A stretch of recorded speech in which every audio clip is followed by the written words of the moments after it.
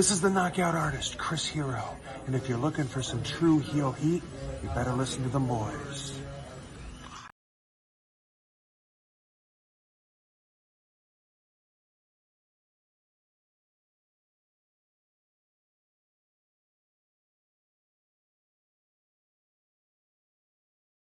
Hey everybody, it's Tony Schiavone of All Elite Wrestling, and this is True Heel Heat. And I said it right, you motherfuckers.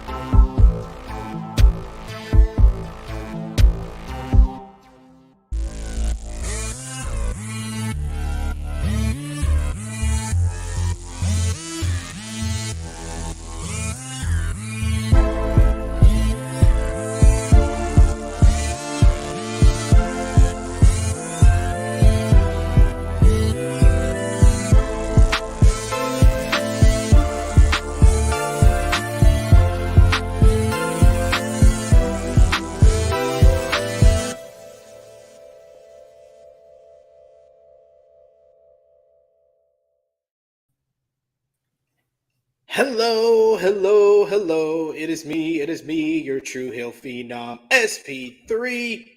We are live on the True Hill Heat YouTube and Facebook for AE Ramble episode 100.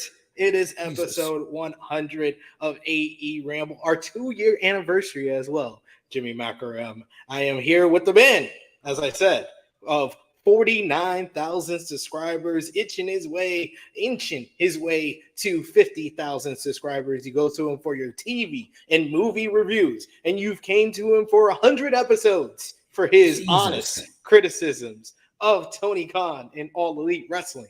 He is Jimmy Macram. Hello, ladies and gentlemen. How the hell are you?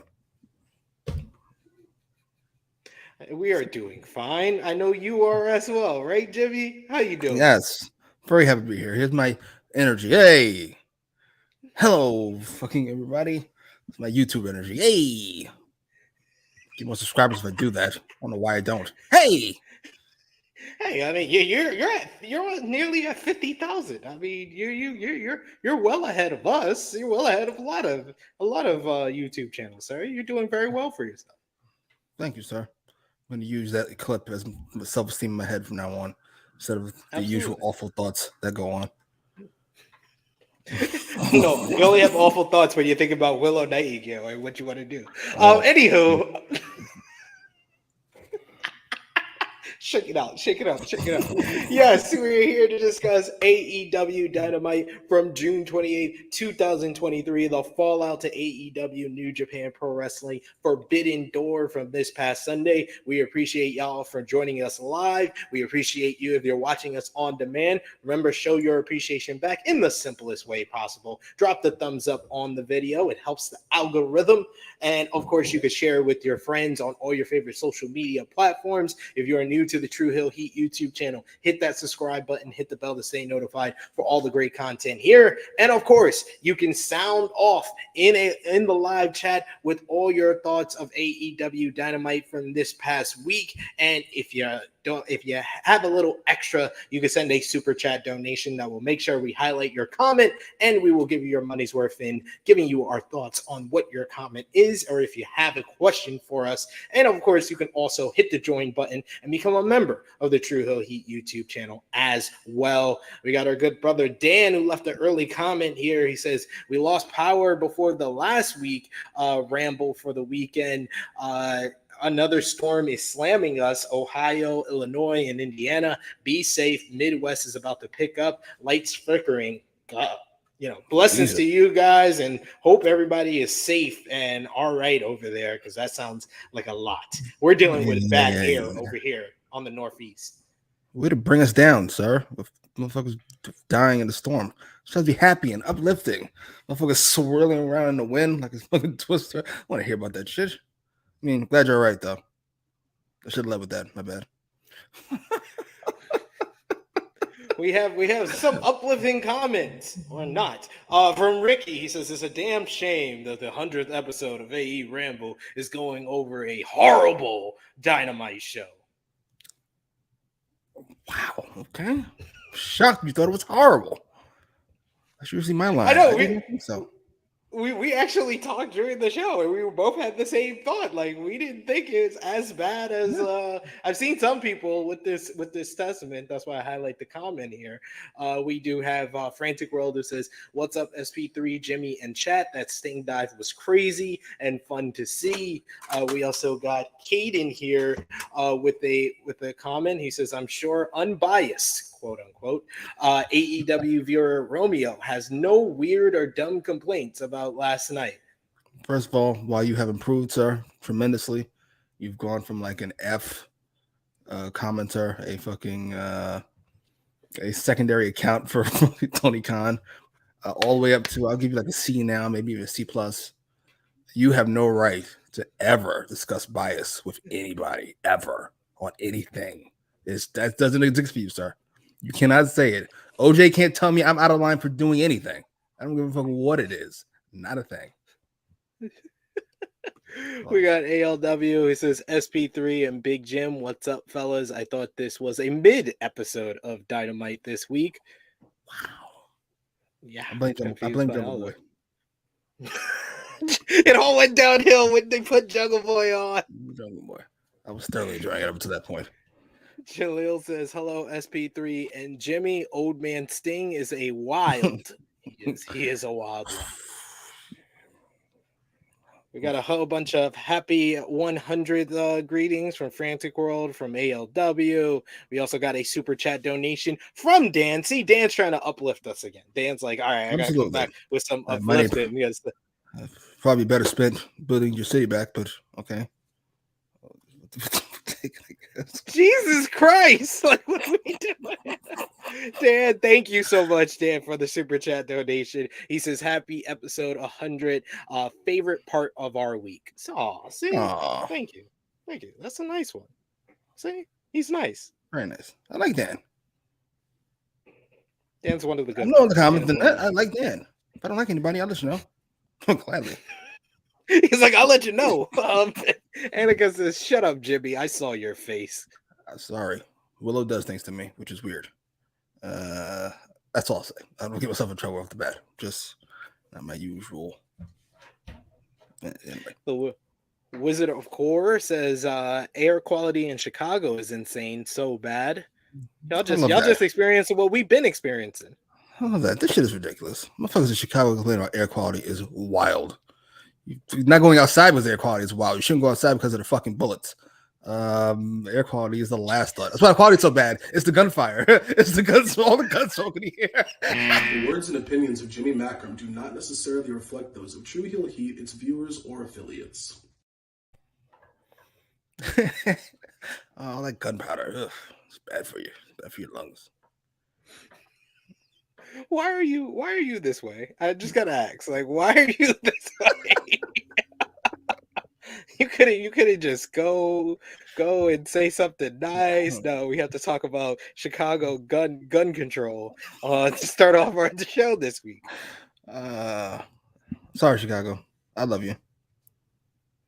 Chicago catching strays because of Wizard of Gore's. I'm catching strays because shoot too fucking much. That's how that works. Fuck's gonna catch strays. You keep fucking shooting. We got Shabbat who says, "Happy 100th episode." I can't.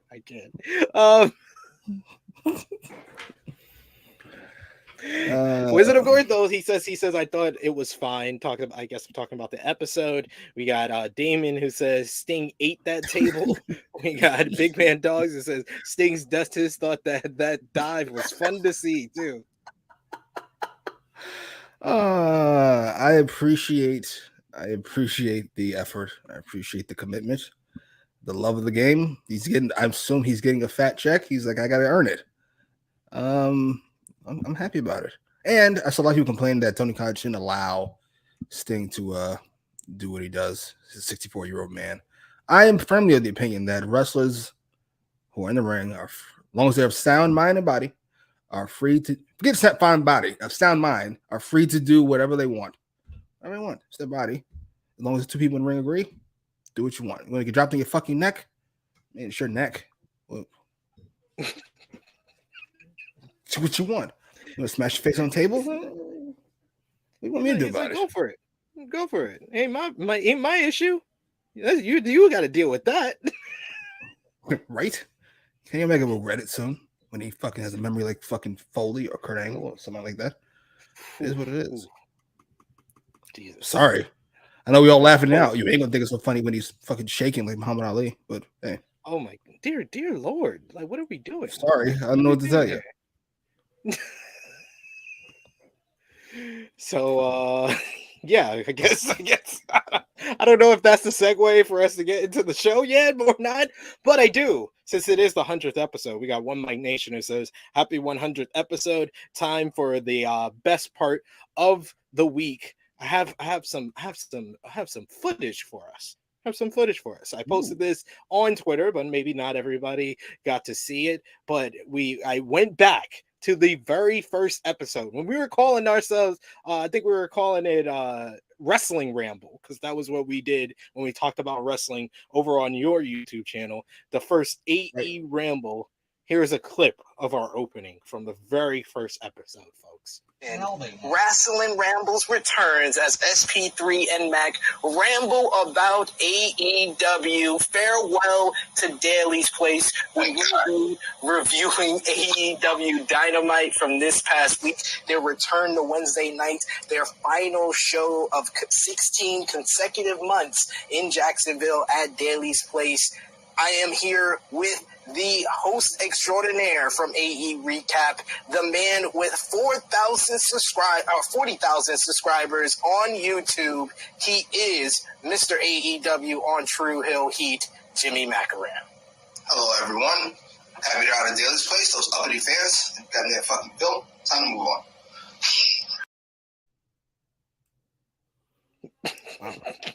A long ass time ago.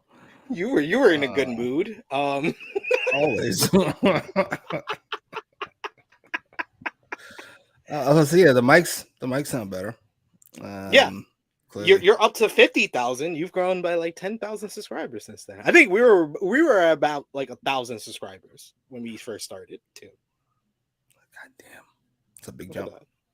Look at that. We've both made strides. Here's another clip that I didn't post on social media, but it was Jimmy Macram's opinion of Chris Jericho on commentary from that first episode. Well,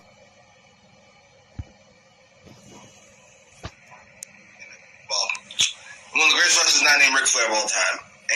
And but when he came, Chris Jericho coming out, being on commentary.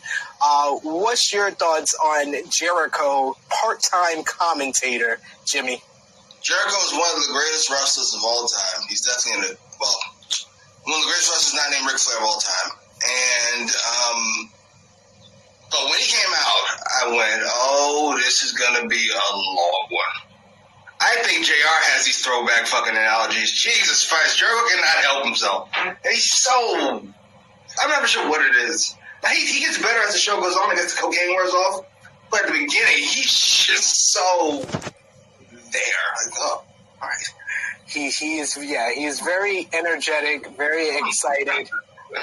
The opener on this show was the...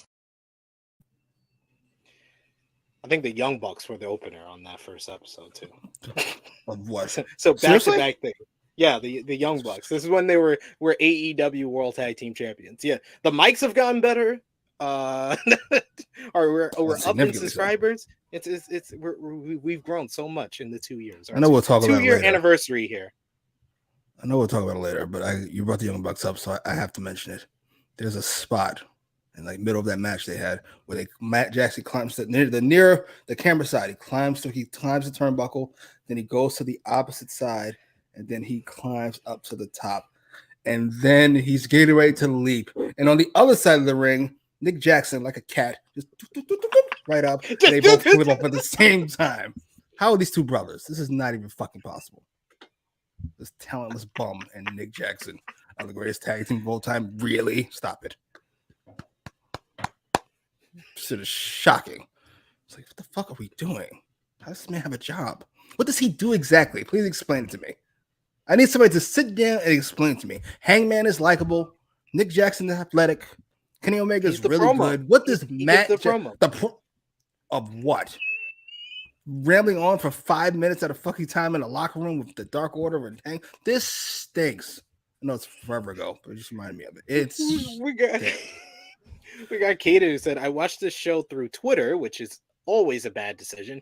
And he says, I'll use this review to determine if I watch. You should never let anyone else's opinion determine if you watch something or not. Listen, I mean, you should get...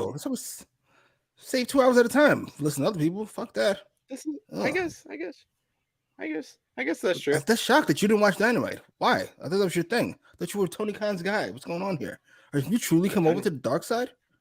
Tony's gonna fire him. Jimmy, you need to hire him for your channel. We got Steven Chambers who says, which episode Jimmy's first ever beep? I'm not too sure. I think this is around like maybe the 1 year mark. We got the disclaimer. Yeah, I'm not mistaken. About the 1 year mark, we started having disclaimers on the show because it got too much of Jimmy. We got here Eric saying that sub SP3 and Lord Jimmy, Sting missing that table spot is worse than Heat losing in the NBA Finals. Sting didn't miss the table spot. That's why I was confused by the kid. He didn't miss the table spot. He got short of one table, but he didn't miss it. He definitely hit it. 50%. I'm surprised. I thought he was gonna completely whiff. Oh no, I knew he was gonna whiff. I just when it happened, I was shocked because it looked like he easily could have killed himself, like on that fucking. That was rough looking. Maybe you guys are just spoiled because you all enjoyed Forbidden Door. It was right up your alley. And then you saw Dynamite, you were like, Yeah. I guess you set the bar too high for Dynamite following. Even though you guys set the bar too high for everything. We'll get to that. Sorry. We do have another super chat donation from the good brother Chase. Thank you so much, Chase. I appreciate you saying happy 100th episode. Thank you so much for that. We appreciate all the love and support. You're usually here in the chat, and we appreciate that. So thank you.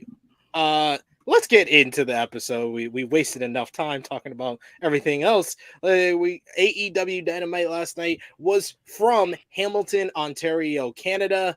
What did you think about the crowd for the June 28th, 2023 episode of Dynamite? Mid. Very mid. I agree. October. I agree.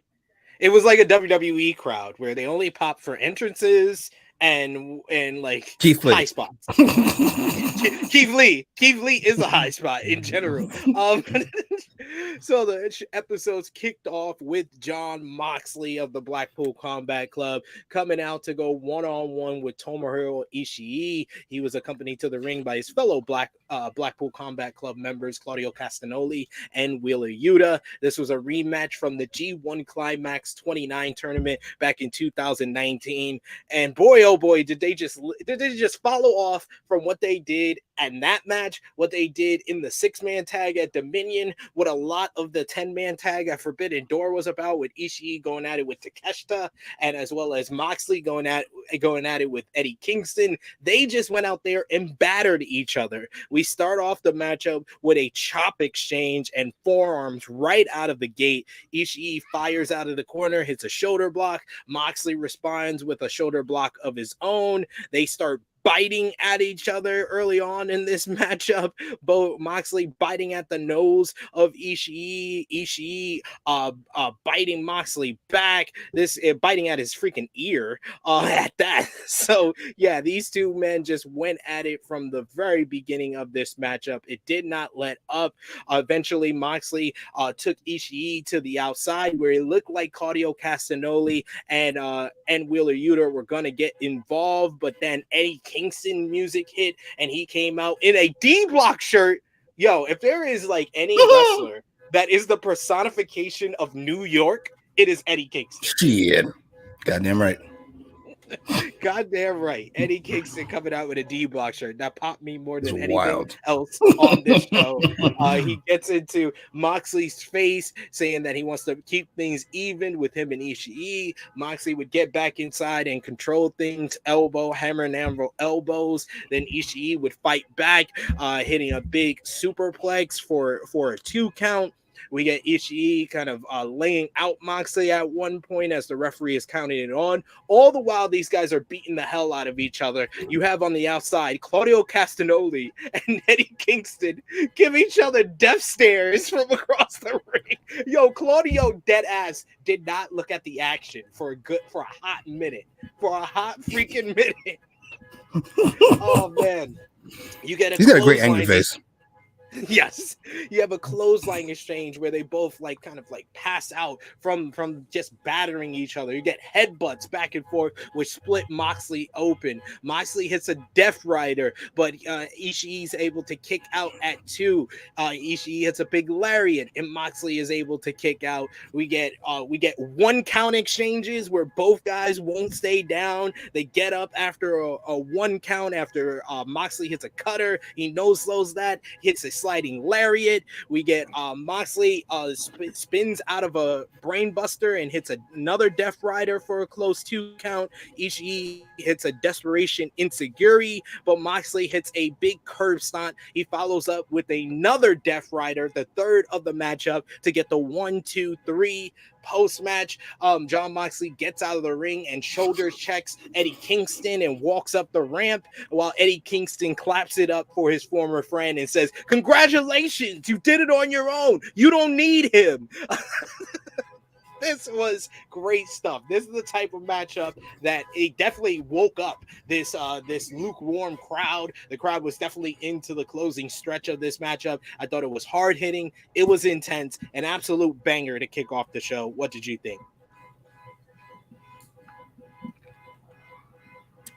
What do you think? Or are you busy listening to whatever that car is outside? It's a honking. But no, I'm not listening to that. I'm trying to put this as nice as I can. You were so pleased with this match, and I was so pleased. I was so not. I love Ishii.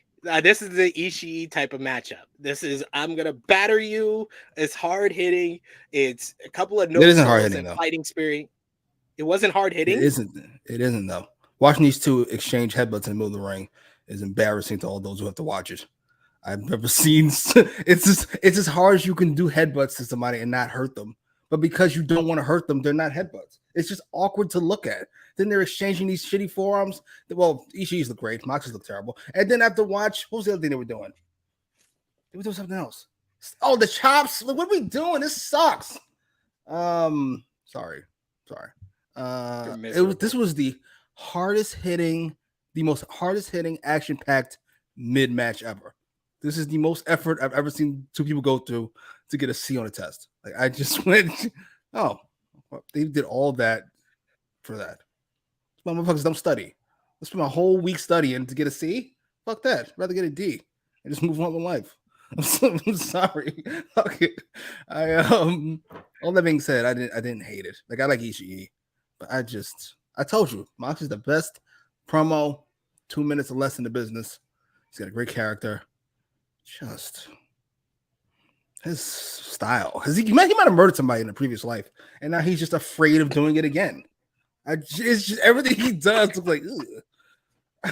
I don't want to hurt this guy. He stabbed someone in a matchup, and no one ever heard about it. But Ishii will be fine. He's one big chest muscle from his head down to his feet. I love the way he walks to the ring. He walks like this to the ring. She's like, sir, what the fuck? Are you okay? Like he might topple over. I'm over it. C plus. Yeah, you're overdoing it. It was just fine though. It was too much. It was too much of it. Cut the match in half. I probably like it more. I thought it was great. I loved it. We do got in the chat. No, not everything's great.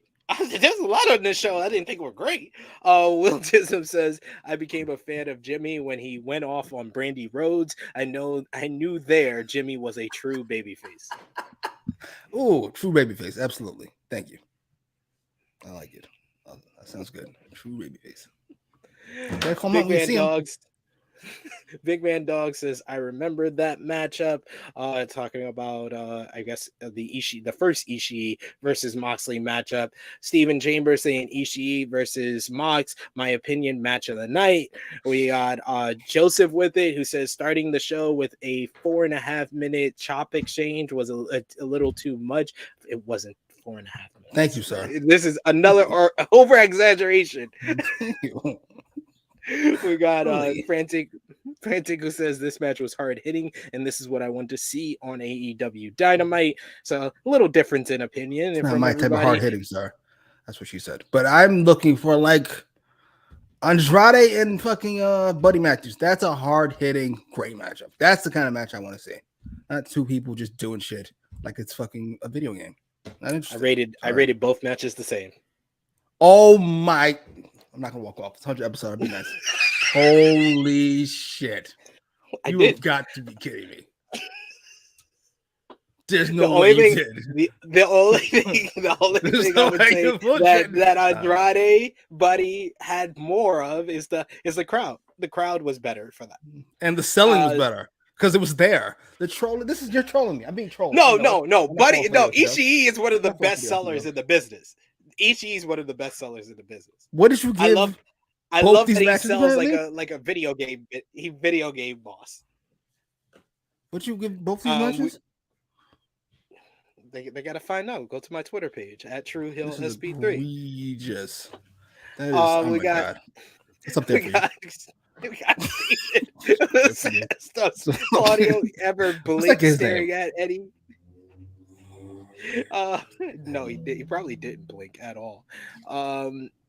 And Ricky says it's always a chop fest with NJPW wrestlers. Yes, pretty much. It's hard hitting. That's what hard hitting's all about. You know how much chops don't hurt, apparently. Maybe it's because Kevin Nash is 7. You can tell it hurt both of these guys. Their chest was red after this bout. Kevin Nash said he doesn't sell chops, which I found hilarious. I was thinking about maybe it's because he's 7 foot 300 pounds. He actually doesn't feel the chops. We got ALW who said it was a mid-episode, but he says I loved it. Chop forever. We got Steven who says Ishii has no neck. We got Big Man Dogs who says Ishii is a very dangerous egg. I like him. Who's the bottom? You guys are. Thank you, Joseph. Absolutely. He lost his mind. I don't know what happened. I told you my star rating is better than any others that I've seen. Forbidden Door fried his brain. No, it didn't. He's I only gave out my fourth ever plus 5-star matchup at Forbidden Door. I don't care about that. I can't even get as you wanted me to refer to it. 5-star plus. You said to refer to it as that. I will fucking take it. I'll have 4 5-star pluses. I don't know. You even told me, I would pull it back to Curry. You even told me it was just as good as Wrestle Kingdom. So I got to give it the same rating.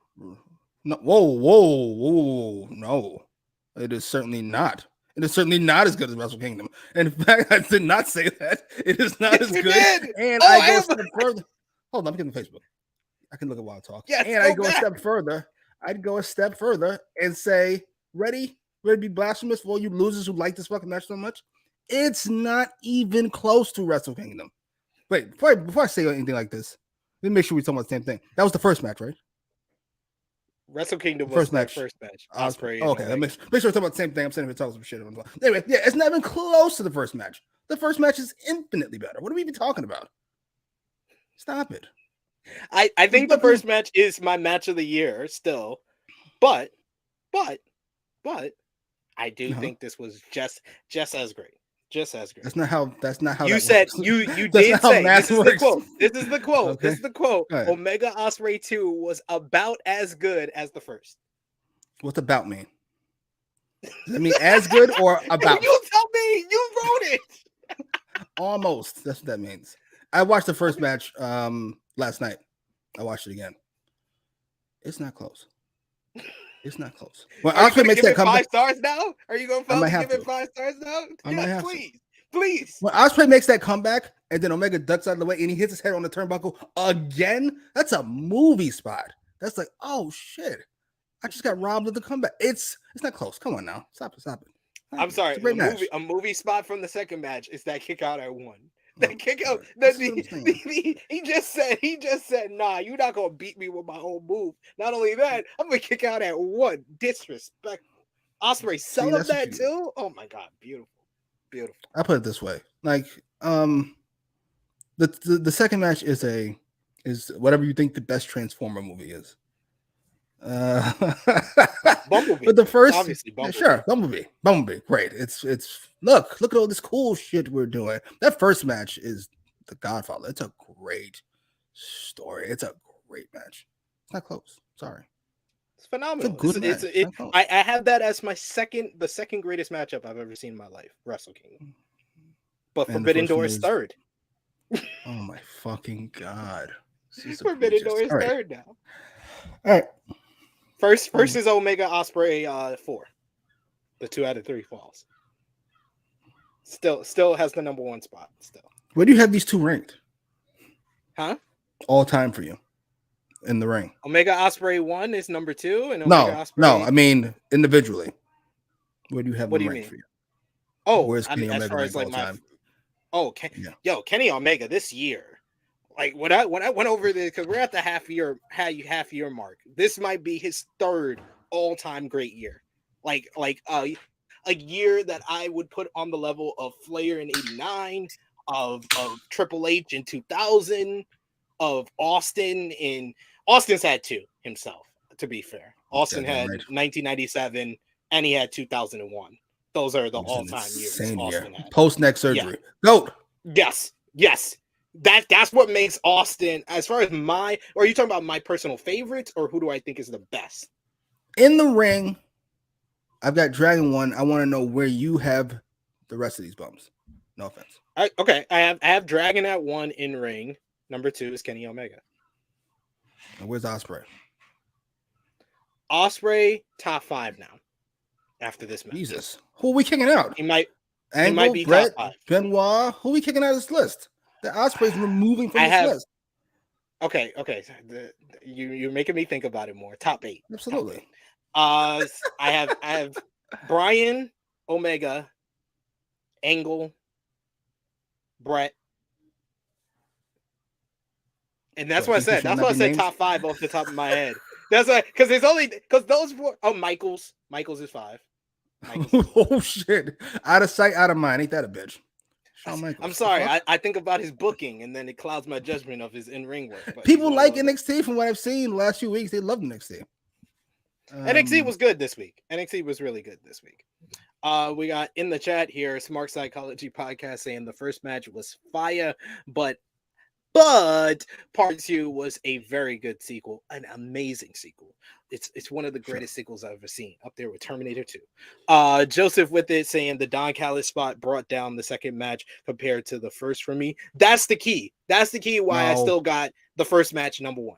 If I said the way to fix it, I told you the way to fix it. You have Ospreay be the one to sell Callis, go to the back. I want to beat him on my own, and it's fixed. And it's fixed. Fair enough. I don't mind the interference. Like you guys seem to be doing a general principle, not you, but everybody else. Like there's interference, so therefore it goes down. I don't like it because he got kicked out, then he came back, and the referee has to stand there like exactly. All right. And I can understand if that took people out of the matchup, because it's like what is the referee is really bad at their job. Fair enough. Smart Psychology saying, do y'all think it was perfect timing for Will to finally get that W over Kenny? I would have saved the W for the UK, but I think that I think the plan all along was for Omega to win at Wrestle Kingdom and Ospreay to win at Forbidden Door, because at the beginning of the year, last year, when they made the matchup, they didn't know AEW was going to Wembley. So I think the original idea was to them to split the first two matches, especially after Ospreay told Dark Paricio Flosion that he wanted some space between the next matchup between them. He doesn't want the rematch very quickly. So I think that there was never a plan for them to be at Wembley before. Fair enough. I must say this, and you know, like Kenny Omega, he's grown on me tremendously. But I said after the first match, I'm saying after the second match. After watching the match, like, to me, that's Ospreay's match. I can't take my eyes off him. I just go, there's something about this guy that's really good. And this one, it was the licking of the blood. And then they chant, "You sick fuck." And he goes, "Yep." I went, holy shit. I love how he it's amazing, the two performances, because he played the ultimate babyface at Wrestle Kingdom and then played this detestable heel at Forbidden Door. Like, that's why I'm saying, that's why off the top of my head when you first asked me, I said top 5, because it's made more recency bias. But when I really think about it, he's in that top 10 now, in my opinion. I'm only seen like 5 of his matches, and 2 of them I did not enjoy very much. But that was skinny Ospreay. You talking about the Ricochet matches? Oh, it's like, what the fuck are we doing? Like, what is the fucking video game? This is stupid. That was Spot Monkey Ospreay. This is Ospreay, heavyweight Ospreay, who has really put it all together. Yes, he is shockingly good. He's as good as I've seen, not named those guys you mentioned. Big Man Dog saying, I did rewatch the Wrestle Kingdom match. I do think Wrestle Kingdom is better, but I was more sports entertained by the second. I'm not mad at that take. Yeah, I'm not mad at that take either. But we seem to be, both me and you and Big Man Dogs here seem to be in agreement that we still got Wrestle Kingdom is your match of the year so far, right? Yes, with relative views. Yeah. You know what? We like third or fourth. The fucking Andrade and Buddy Matthews. You know what would not be? Ishii over MJF and Bryan? MJF and Bryan? That's third or fourth, okay. Sir. Okay, so fourth. Because I think the top 3 is on lock, and it all comes from 4 people. 4 people got the top 3 matches on lock for me. It comes from the 2 Omega Ospreay matches and Bryan and MJF. Sure. That sounds right. I think I would put Owens and Zayn versus Usos ahead of would be probably my 4th, and then the Gunther, Sheamus, Drew McIntyre would be 5th. Is that this year? Yep, that's all this year. Jesus, that was a great. Those are all matches I rated 5 stars or more. We got Josie Lady who says, "What's the greatest tag match you've ever seen live?" Mine is Bucks versus Red Dragon at the first War of the Worlds. I was there for that. That is amazing. But you said live. I would say Briscoe's Steen Generico. One, I don't know how many we saw at Hammerstein back in those days, but yeah, that would probably be the memorable ones that immediately come to my mind as far as just specifically tag team matches. The best match I ever saw live was Banks and Bailey at TakeOver. That's up there for me. Yeah, that's up there for me. Bryan versus Morishima is up there for me too, because I never saw a guy who almost lost their eye. Oh, that's so grossed out. Me and Cash left the building so depressed. Steven says Omega versus Ospreay at 3 at All In. We got Chilling with Chase saying Perk Angle still number 2 for me. This is weird because I have Kurt Angle so high, but I've missed like 6 years of his career. I really gotta. You need to watch Perk Angle in TNA. It's unreal. He says Chilling with Chase says Bryan Angle number 2, HBK number 3, Omega number 4, and Bret Hart number 5. I'm taking out. I'm swapping Michaels and Angle, and I'm taking Bret out, and I'm sorry, but I have to put he who shall not be named on that list. Benoit, because we do have him named here by AEW. Oh. Who says Brian Omega, Bret Hart, Chris Benoit, Will Ospreay. That's not mad at that. Shawn Michaels is egregious. Yeah, that's egregious. I would actually put Michaels at third. Going back to it, I would put Michaels at third, Angle at 4, and Bret at 5. ALW says Brian Omega, Bret Hart, Chris we got Joyce Delaney who says American Dragon, Omega, Okada, Masawa, and Austin. Okada would be 6 for me. He would be 6. You know what? I've never even considered it. You know, I always mention it with top years ever. I talked about him before the neck surgery. I might have to think about where Austin actually is on this list. He might be pretty fucking high now that I think about it. Yes. He's 2001 after the neck surgery. It's insane. What a great Austin, off the top of my head, Austin would be 7, and then Ospreay. And then we got then I'll go I don't know if I gotta have either Masawa or Kobashi in that top 10. From going back and watching their All Japan stuff, I would probably put one of them in my top 10 as well. We got you know who's not in the top 10? Annika Wilson, who decided that Jon Moxley is like Steve Austin. Jon Moxley. Dare you. I'll never forgive you for that. You will never be forgiven. Chilling with Chase says Austin is top 10 for me, 9. Chilling with Chase also says Okada is 6. Benoit is 7 for me. I'll put Benoit in my top 10. I'll definitely put him in my top 10. Are you docking him for his murder suicide? Yeah. Yeah. Fair enough. Because I really want to put Eddie over him. I would put Eddie over him, and I don't think that's too egregious of an argument that I would put. Eddie's great because Eddie has more charisma. So I might put Eddie in my top 10 and then put Benoit at 11. Drugs lady said we had a stag back in the day. I don't even know what drugs. He said the topless bartender looked like Sheila. What? And smelled what like are we tuna. Doing? Sir. Oh my god.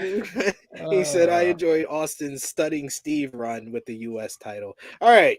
Yeah, that was way before the neck issues. All right, we did enough top 10 and top 5s right there. Going back to the whole opening matchup, Moxley and Ishii. After the matchup, we had Renee Paquette backstage trying to talk some sense into her husband, Jon Moxley. And then Eddie Kingston pulled up on the Blackpool Combat Club. And Renee was very furious trying to keep them separated. As Eddie's told Moxley, he's always had his back, but he's palling around with this scumbag here. And Moxley says no one cares about from Shakara BS from 10 years ago. And Eddie Kingston said, I care. Oh my god, I love this segment. And then Renee finally gets in between them, tells Blackpool Combat Club to leave, and tells Eddie to fix this or I'm done. Yo, I love that they put the cat in this because she sold everything felt real because of Eddie. Eddie's really has his main character trait is his inability to let anything go. It's great. Yes. It's so great. What did you think about that segment there? This is fucking brilliant. It's probably the highlight of the night for me, at least. I loved everybody involved. They felt like real people, which is always what I want from my wrestling. Eddie in particular is always a highlight. How do I say this nicely? I'll say that for later. That'll be nice. But this was great. This was great. All parties involved. I love how I don't think we've heard Claudio say a word in months, but he gets everything over he needs to with his being gigantic and mean faces. This scumbag. Oh my god, awesome. I loved him looking very, very, very much like a scumbag behind Moxley with the face and he's so big. Pause.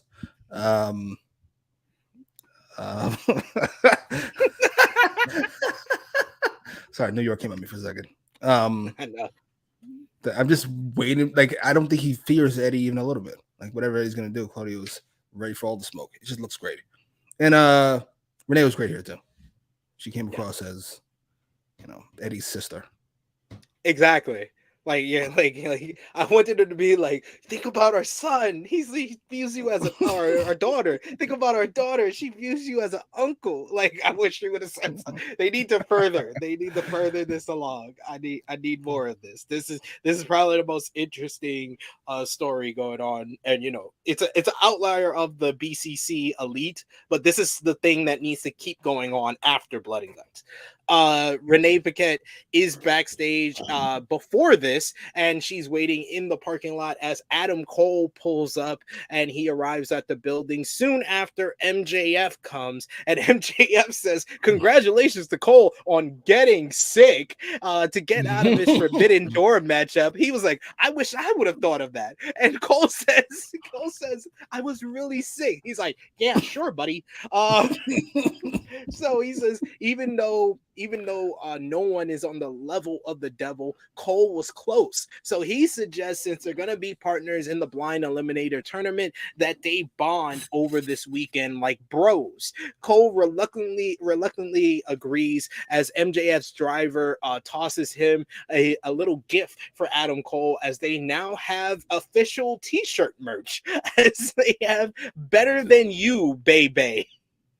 Ugh.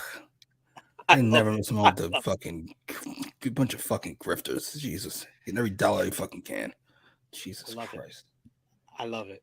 I need Cole. I need Cole to fully embrace MJF as him trying to be friends. And I love that this has become a character trait of MJF. He's trying to always convince people that he could be their best friend when he is the worst person ever.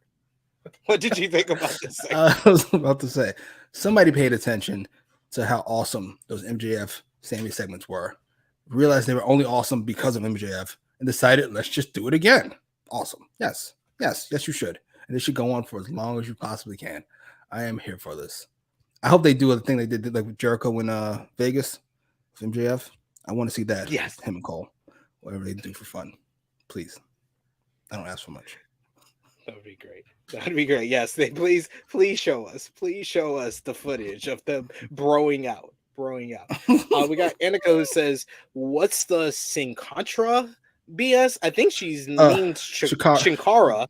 Shakara is basically where Eddie Kingston and Claudio Castagnoli first met, and basically their whole rivalry was about Claudio not respecting Eddie Kingston. And Eddie, they had like a best of 3 series, which Eddie lost to Claudio, and he wanted Claudio to shake his hand afterwards, and Eddie actually was the one who walked away because he didn't want to shake hands with Claudio. He told people for months that Claudio was really a scumbag. And then later on that same night, Claudio turned heel. Then they had this big matchup after like 9 months later in New York, and Claudio won. And then the plan was for them to have an even bigger match the next time they come to New York to close out their rivalry, and Eddie was going to win, but Claudio decided to sign with WWE and bail on Eddie. So Eddie has held that resentment inside of him all these years, and that's the Chikara BS in a nutshell. In a smaller version, if you go to Ring of Honor YouTube channel, they have a full video. They had a full video that they released on their rivalry in Chikara before their matchup at Supercard of Honor. Oh wow, how long's the video? Ballpark 15 minutes. Jesus. That sounds great. That's long-term storytelling by accident. We would call it a win. We got one Mike Nation who says, "I hate to say it, it sounds like Eddie is a crybaby." Sheesh. Oh, that's fucking great. I hate this guy. Been hating this guy. I hate him in kayfabe and I hate him in real life because I didn't get my win back because he left. Fucking asshole. You Hulk Hogan. Try to get your money? Fuck me. All right, fuck you. We get a video package of the incredible Kenny Omega versus Will Ospreay matchup from Forbidden Door, and we hear comments from Kenny Omega who says that Ospreay was the better man tonight, but it's not over, and I'll be back. And Ospreay says that if Kenny wants some more, he knows the perfect place for them to have the matchup. So it does sound like they might be at All In the UK UK, whether people want it or not. But overall, let's give your star rating, Jimmy, since you are an expert. What's your star rating for Omega Ospreay 2? Oh, the first one is a 5. Full 5 out of 5. That's how that works. The second one, it only took him 4 viewings, folks. It only took him 4 viewings to get to 5. Yes, because you don't give them out willy-nilly. I love that. It's all about what you have to have a criteria. I have a criteria, and if you fulfill that, you get the Here's 5. the thing. Get the full ball. Here's the thing. I want you to play it. Here's the thing about criteria. There used to be a criteria for PER or NBA statistics. And when they did, Michael Jordan was leading and LeBron was second, I think, and Wilt was third. So it's like that's a pretty solid ranking system. Sounds right. That's how it should go. Then Russell Westbrook had his year in 2000, whenever fuck he did the triple-double, won MVP. And he had the greatest PER ever. So then the guy in the system said, clearly something is fucking wrong with my criteria. Russell Westbrook is blowing motherfuckers away. If he's better than Michael Jordan and LeBron James, there's something wrong. If your criteria ends up with 4 or 5-star matches in a year, time to readjust his criteria. What? It ain't working the way it's supposed to be working. That's all I'm saying. That's all I'm saying. So I gave 5 to the first. I don't know, 4 and I don't know, 3/4. Can I go higher than that? 4 9/10. Is what it is. It's not 5. He's like 5 and not 5. That's the yes, thank you. Yes, 5 and not 5. 5 and really good. Oh, we got Ricky who says 7 stars, 7-star FTR. Before the upcoming match, Excalibur does inform us that the planned Britt Baker versus Ruby Soho matchup in the Owen Hart tournament has been scrapped due to Baker feeling ill. She has the same illness, of course. Adam Cole gets sick. His girlfriend gotta get sick, and Ruby Soho will be in action later tonight. Not the kind you get rid of with a shot. Otherwise, Cole has some explaining to do. Ooh. No. I'm joking. Whoa! I just realized what you said. I'm joking. The words and opinions of Jimmy Macram do not necessarily reflect those of True Heel Heat, its viewers, or affiliates. I'm joking. Adam Cole's not cheating over Bigger. Ever. He seems the not cheating type. Yes. I'm joking. All right, next we have a trios matchup. AEW International Champion Orange Cassidy teaming up with AAA Mega Champion Elio Del Vikingo and Keith Lee to face Daniel Garcia, Matt Menard, and Angelo Parker of the Jericho Appreciation Society. And this was your usual kind of fun multi-man party matchup, but the wheels definitely came off of this one. We get Keith Lee. He makes a hot tag, and he comes in, and there's a lot of fun stuff here. He does his nice little spring slingshot onto both 2.0 members. They eventually get Keith Lee down, and Garcia does the dance standing on Keith Lee's back. That is just great. That was great. That's a great meme. I need the meme of that. That's just great. Eventually, we get some high flying from Vikingo, who just wasn't on the money. Like we got peak Vikingo versus Kenny Omega. This is the Vikingo that I was talking about when we talked about that match, about how he does things that usually doesn't always look so smooth. We got that in this match here as he went for a Tope Con Hilo, which I think the purpose was for Keith Lee to catch him, but he wound it up like this, and then Keith Lee fell over and sold it. Good job, Keith Lee. Yes. I was like, at least Keith sold it. And then he just said, you know what? Fuck this. He puts him up in a powerbomb position, starts launching him at 2.0. He launches Vikingo up to the second rope. He goes to the top rope and does a moonsault off the top. We get a nice little exchange between Orange Cassidy and Daniel Garcia in the ring with a couple of near falls. And then eventually it comes down to Lee and Matt Menard. He no-sells some chops from Menard and finally picks him up with what previously was the Big Bang Catastrophe, it is now known as the Supernova for the 1, 2, 3. This was a nice little spotlight for Keith Lee because he really was the MVP of this matchup, getting the win for his team as him, Orange Cassidy, and Vikingo pick up the victory over JAS. Any thoughts on this one, Jimmy? Yeah, Keith Lee does what most people should do. Try something, realize that shit ain't working, and then get rid of it. He got rid of that goofy-ass cloak, he got rid of Dustin Rhodes, and he got rid of that gray hair. Good job. This shit ain't working. Time to get back on TV. Escape the nigga hole somehow. This was a mess. This was all over the place. This was shocking. I was just... I can only imagine you're dealing with fucking... Let's say you had a brother who was a Twitter troll. He just likes WWE. All he does is shit on AEW and say it's goofy and it's a bunch of high spots in this amateur hour. You're like, no, fucking watch this Vikingo guy. This shit is amazing. You turn it on, and then this is what shows up. He's like, see? What the fuck did I tell you? Fucking amateurs. Jim Cornette was just having a field day with this. Like, I knew it. He wasn't as good as people was telling me. Yeah, but why is this match here? It's almost worth it for the Keith Lee, Danny Garcia spot. Almost. But why is this here at all? Well, basically, Garcia was pissed off that he lost the four-way. They showed the video before the matchup of how he made the challenge to Orange Cassidy because Best Friends and Bandito weren't going to be there, so he didn't think he had any friends. And then he did an interview with Tony Schiavone in the locker room and just picked the two nearest persons to him. And one was his partner from a couple of weeks ago, Keith Lee, in that 8-man tag against Mogul Embassy, and the other was Vikingo, who he made the save for on ROH just like 2 weeks ago. There's no way we have this much free time on a wrestling show where we can just put this match on. This shit is shocking. What the fuck? I don't think this match should have been here exactly. I think it should have been maybe an hour 2. But I don't think it's unavoidable that you're gonna have the wheels coming off like it did though. Yeah, I don't care if everything went great. We still don't need this fucking match. Why is this match here at all? But this is a waste of everybody's time. We got Keith Lee on TV, so I guess that's a win.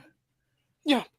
And it sets up the fact that we're going to get Keith Lee 2 weeks in a row, Jimmy. We might as well bring it up now because they made the announcement for next week. The first of the Blind Eliminator tournament matches will go down on next week's show. And I got what I wanted. I saw a post from our good friend that we never say anything wrong about, Will Washington, who asked people who was the two people they would want to see together in the Blind Eliminator. And I said these two, and I got it. It's going to be Keith Lee teaming back up with Swerve Strickland, Swerve in Our Glory, reunited versus Orange Cassidy and Darby Allin in the first round of the quarterfinals of the Blind Eliminator Tag Team Tournament next week. I really hope we can stop pretending at some point that these are blind eliminators. They're not. Clearly, it's a hell of a coincidence that they are. The 3 teams in there all together. I'm not mad at it. I'll tell you what I am mad at, though. To be fair, Orange Cassidy and Darby Allin, they got some good luck. They've been teaming together, been getting some I'll tell you what I am mad at. How do you do this and not get a reaction shot from Keith Lee and Swerve? I know. Together? I know. I was like, I would have loved to see just Swerve reaction. They should have just shown them watching on the screen. That just show that. Just show that. I was gonna say Keith Lee's in the ring. You could have done a split between Keith Lee and then Swerve. What the fuck are we doing? Fucking amateur hour. Yeah, you're right. That would have been better if they would have had them like celebrating the win, and then it pops up on screen. Keith Lee teaming with Swerve Strickland to verse Orange Cassidy and Darby Allin. They're already in the ring together. They're a team. You get both of their reactions at the same time. I'm sure Will Washington tried his best. See, if you've learned anything from the 100 episodes of AE Ramble, we don't just complain. We come up with solutions that make things better. Because that's another thing that I want to bring up about our Forbidden Door review, because I did hear multiple people complaining about the Don Callis interference, and I just came up with the way to make it better. You got to come up with way. If you're just going to complain, you're just complaining, you're whining, you're bitching and moaning. That's not good. Come up with solutions that make it better. If I watch a movie and I don't like it, I just be like, oh, they should have done this. Yes, I have a lot of that recently. Ant-Man 3 stunk. Oh my Sorry to break it to you. So bad. And we remember we talked about this off air, but we'll talk about it here. We said the way to make it better is you leave Ant-Man and the Wasp in the freaking quantum realm. That's It's it. so easy. It fixes the whole movie. It's so almost. easy. Why do we need him to do another inner monologue at the end of the fucking movie? Why do it wasn't even that good? I've laughed at least once or twice, and mainly that's because of Luis Pena. That was very much missing from this Yes. movie. How do you not have Luis? Luis was the star of the first two Ant-Mans, and then he's not there, and I didn't laugh once in this freaking movie. Not even once. And the whole story of the movie was Cassie wants to help people. Ant-Man feels like his job is already done. He helped the universe. And then he tells her there's consequences to helping people. The consequence should have been your dad's in the quantum realm again. And she learned a lesson because she's so uppity this whole movie. Instead, she was right the whole time. And then Kang gets beat up by fucking Ant-Man. He's so dangerous, he gets beat up by Ant-Man. Absolutely. That's exactly how that should go. It's fucking shocking. Thanos gets beat up by fucking Hawkeye. Like, what the fuck are we doing? Oh, I watched Infinity War again. Chef's kiss, man. I have it too. So great. I have it too. It's definitely my top 5. I have it one. I have it one. Oh, I'm mad at that. What's your one? What's your one? Winter Soldier. I love have that's definitely in my top 5. Definitely in my top 5. That, but I have that one. I have to rewatch Endgame and Civil War. Those would be my options for 2. I go Winter Soldier, Infinity War, Civil War, and then Ragnarok. So you're really high on Ragnarok. I got Ragnarok in my top 10, not my top 5 though. Which is weird because I hate all 3 of the other Thor movies. Oh my god, that last one was awful. Oh my awful. God. I don't even know I don't even have a quick thing to make that better.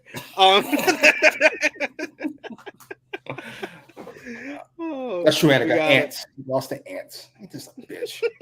Yes, he literally got beat up by Ant-Man and ants. Oh my god, so bad. So how is this? How did you remember how they set up Thanos? They had him at the end of fucking Avengers. They had him as this overlord in fucking Guardians. You had him show up at the end of Ultron, say, "I'll do it myself." That's how they built him up. Kang, they build up the first movie he did, he gets beat by ants and Ant-Man. What the fuck? Jesus Christ. What are they we really doing? lost the plot over there.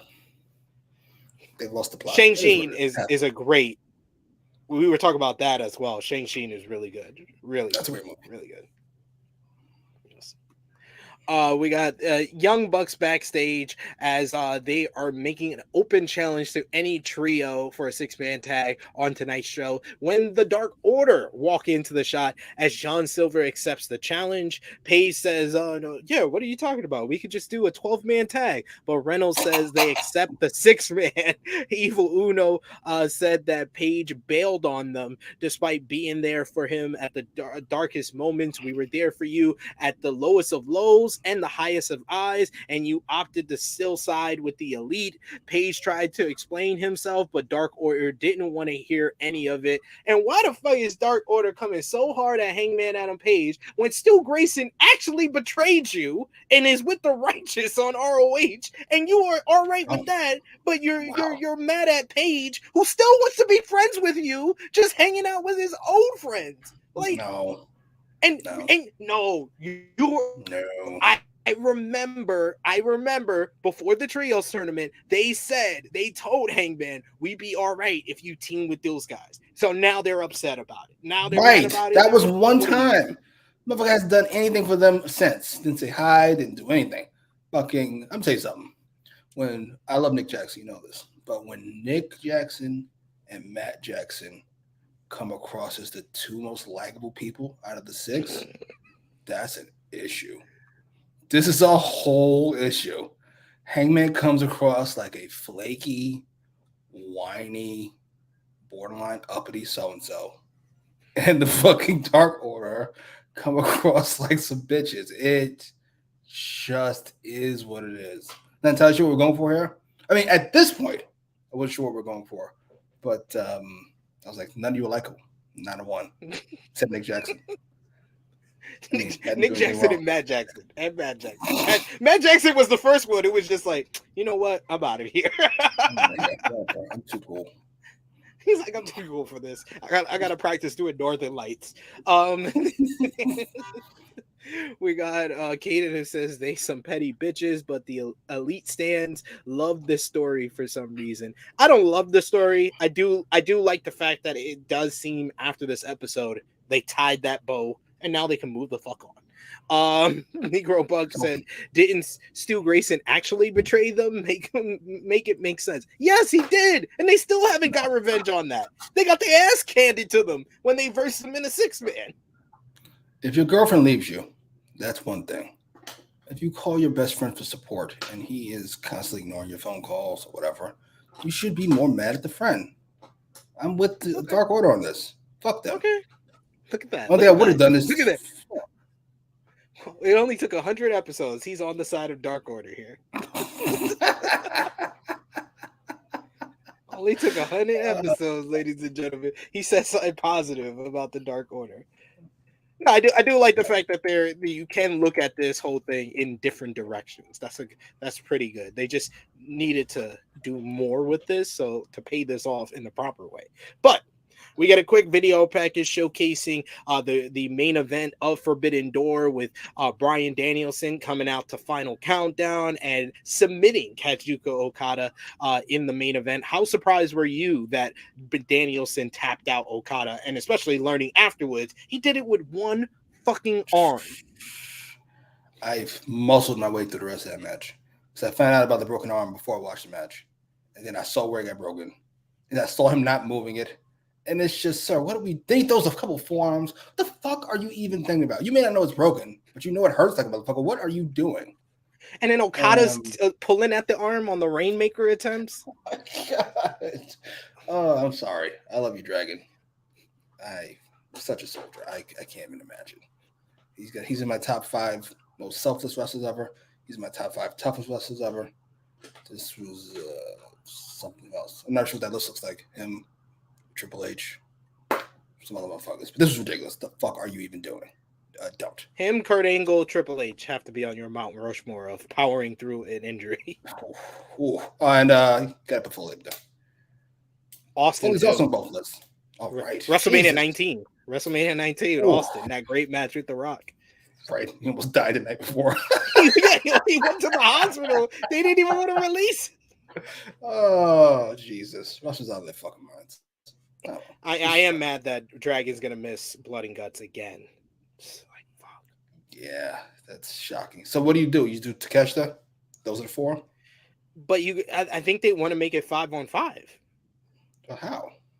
I don't know. I don't know who's going to fill in. Who? Don Callis. That's very sports entertaining. Why not? That would be a callback to the original War Games, though. Original War Games had J.J. Dillon in it. That can be fun. I'm here for it. Yeah, I am too. I would love to see him take a one-wing angel. So if he's just running around hiding behind Takeshita, and the BCC don't care, he gets caught. Fuck him. If he dies, he dies. What do you have Bryan and Okada at? Your star rating? I want to be blasphemous. Again, let me be completely clear about this. I want to be straight up and down. I don't give legacy points. I don't care that Magic and Bird saved the NBA. It has nothing to do with me. Michael's better. It is what it is. So Dragon has a broken arm. I understand, but the last few minutes of that are rough. 4.25, maybe. I give it 4.5. After I had to rewatch it again because I also, when I first watched it, I knew something was wrong. I was like, the arm and the seizure spot. I didn't like the seizure spot. Was that a ad lib? I think so. So the doctor could check on his arm. I think that's why he did it. But yeah.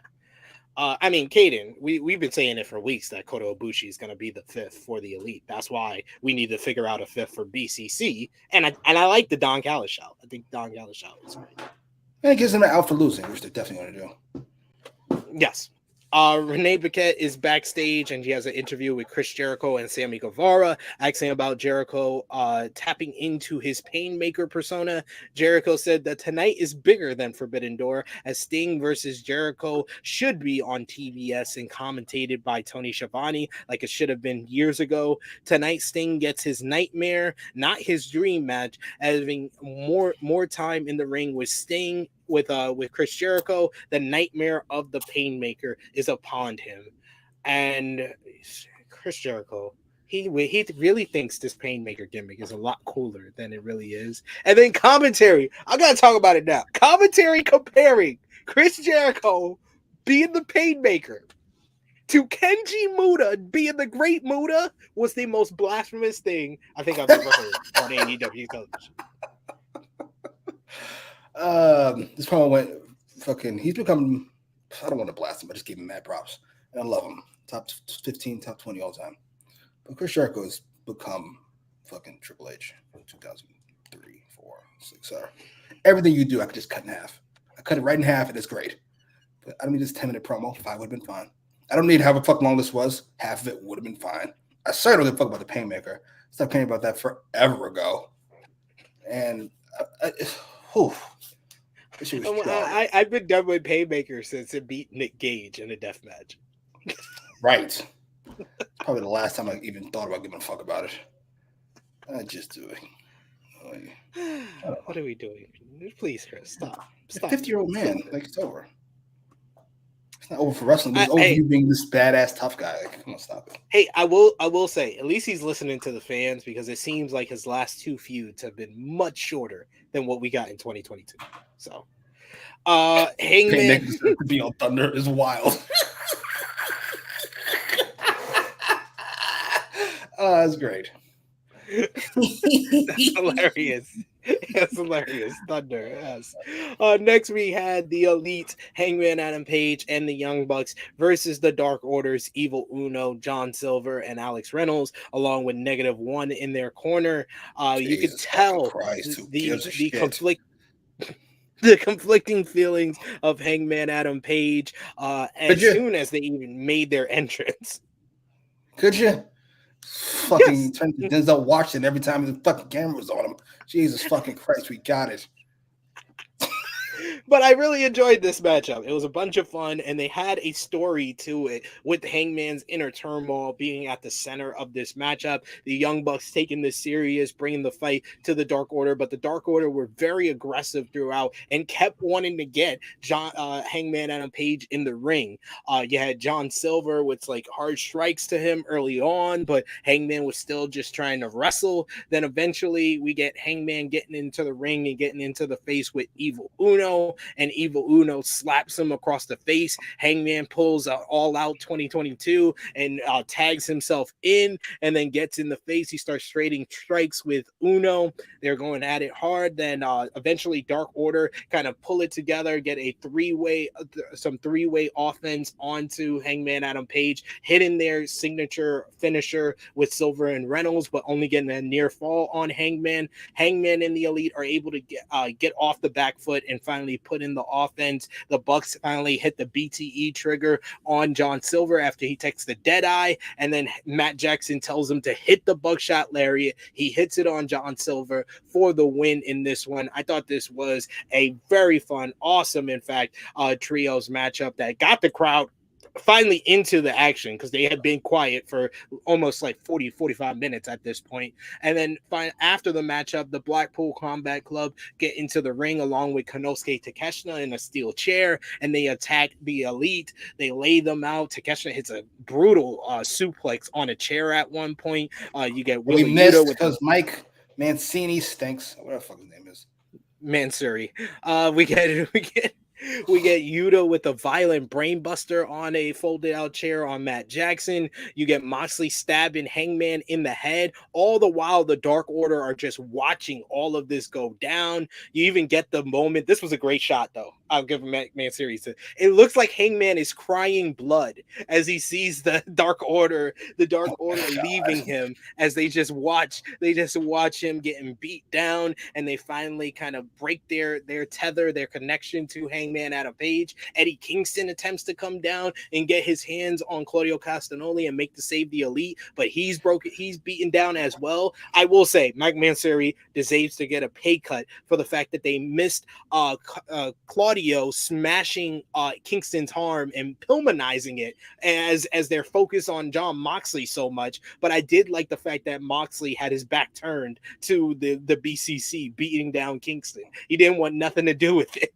Then eventually Moxley gets on the mic and he says that it's time that this all finishes. It's been fun, but it all needs to end once and for all. So he says July 19th, Boston TD Gardens, blood and guts. So it will be the Elite versus the Blackpool Combat Club inside of the 2-ring steel cage, blood and guts at the TD Garden. And that's a good way to try to pack that building there. Blood and guts, maybe a Kota Ibushi appearance in that. So yeah, that's the best way. If you don't have Mercedes Moné and Mercedes Moné can't be at that event, this is the next best thing.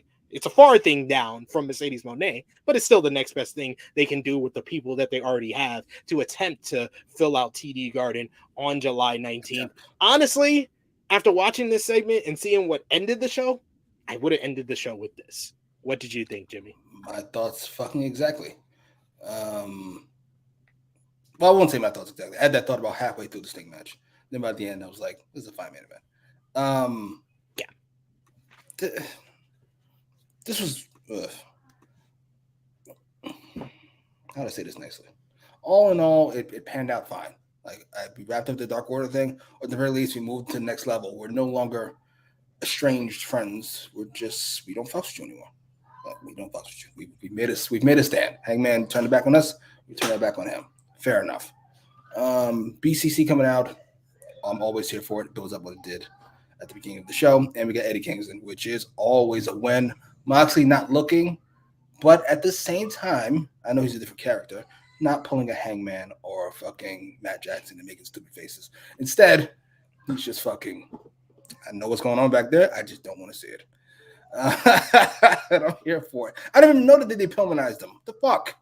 God damn it. Yeah. I didn't notice that. And Taz even said it under his breath. He didn't even vocalize it. Taz was like, I think they just broke Kingston's arm. He quietly said it. Holy shit. Fucking incompetence. I guess that was their way to kind of write him off, because Kingston can't be in Blood and Guts because he's going to be in the G1. Oh, fair enough. Okay, cool. I would like him to do a Moxley, like how Moxley wore the eye patch in New Japan. He needs to at least wear tape on his arm during the G1. I was about to say, I do want him to sell the arm, and no Eddie, he definitely will. I'm here for it. This is fine. This is fun. This was at this point in the show, I'm like, this is bordering on great. I'd go good at the moment. Yeah. I thought it was a very good show at this point. I thought it was very good. ALW saying, finally, the Dark Order told Hangman to fuck off. I really enjoyed this match. I am not a huge storyline guy, but I like this one. I'm the exact opposite. At this point, I was ready to flex on all you bums. I was going to say that this show is way better than that other show you thought was so great a few weeks ago that you all gave it 9s to. So the show's way better, and then it wasn't. We got ALW also says, I love that Dark Order is clearly being heels as they should. -1 looked like a beaten kid, and Evil Uno pushes him to the back instead of coming out. Should push him out the building. Go to school. Fuck. Go to school. Why are you not in school? One Mike Nation says, while I'm not a huge fan of Silver, they had a chance to make him into a huge mid-card star and blew it. No such thing. He was getting a lot of momentum. That's true. There's no such thing as a huge mid-card star. You know what huge mid-card stars are called? Main eventers. Good point. Good point there. I get your point. And yeah, he was super hot at one point, and then they just teamed back up what's face again and moved on. Fair enough. For all of the anti-WWE-ness they have, Tony Khan shares quite a few traits with Vince. The number one thing being, I have my plans, and things that go according to my plans. Well, then I don't know what to tell you. He has a lot of start and stop pushes as well.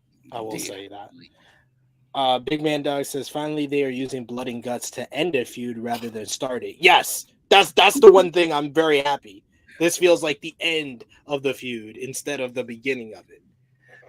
We also got Steven who says wonder blood and guts for the women. That's been out the window since Jamie Hayter went down. Oh, do you know how long she's gonna be out? I assume by like late summer will be the earliest she comes back. It's fucking egregious. Yes. We got AEW who says I thought it was all supposed to end at Anarchy in the Arena. No one ever said that.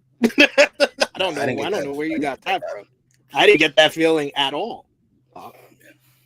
We got Stefan who says the Dark Order versus the Elite should have closed the show with BCC once Blood and Guts. Yeah, that's like after watching the show, I was like, I would have swapped this. I would have put the Sting in the Sting matchup here, and then this matchup in the main event. But hey, I wouldn't be mad at that. We'll talk about that matchup. Yeah. We do have a super chat donation from one of our favorites here. We celebrated nearly 100 episodes with him in the chat. Appreciate you coming. Kid Get Money. Kid Sends Money, who says, glad to see Blood and Guts September 17th. That's all Pat Mahomes will see when the Chiefs come to play the Jags. Hashtag Duval. AEW Blood and Guts will be cool. Well, The consistency. The consistency is valid, very valid there. And yes, Kaden, that's why I said I was kind of confused by that comment. As Kaden says, we literally all said Blood and Guts would end the feud. Yeah, we all wanted that from the very beginning. Was Roman Reigns on SmackDown this week? Last week? No. No, I didn't watch. Sorry. They do a great job of letting me know which Frantic World always asks you about WWE shows. Send a super chat, Frantic World. Stop trying to ask those questions for free. Yeah. WWE does a good job letting you know what shows are important. The ones Roman Reigns are on. Gotcha. Copy. The one that doesn't have the Roman Reigns returns graphic to it. How can you return if you just been off for a week? I'm returning from the week. From the week off. I had the week off. What's wrong? Well, I'll tell you what you should do. Fucking leave your house right now and then don't answer your phone for 5 days. And when you come back, you will be returning. Certainly. Oh, thank God. I made a return. We did get a video package at this point on the upcoming 3 Owen Hart tournament matches on Collision this week. We heard from Roderick Strong and Samoa Joe. They had nice old school footage of their matches from Ring of Honor. We heard from Dustin Rhodes and Powerhouse Hobbs, as well as Juice Robinson and Ricky Starks. All 3 of those matches will go down on this week's Collision. What do you think overall about the Collision lineup that has this? You got Chris Statlander versus Lady Frost for the TBS Championship, and you got MJF making his in-ring Collision debut. What do you think about that lineup for Collision? I think quite a few Twitter losers. I think they were WWE fans. They might be just Elite fans. I'm not entirely sure which. We're talking shit about the Collision rating from this past week. They said CM Punk's not a draw. You will see that you're very much wrong when the ratings for this episode come out.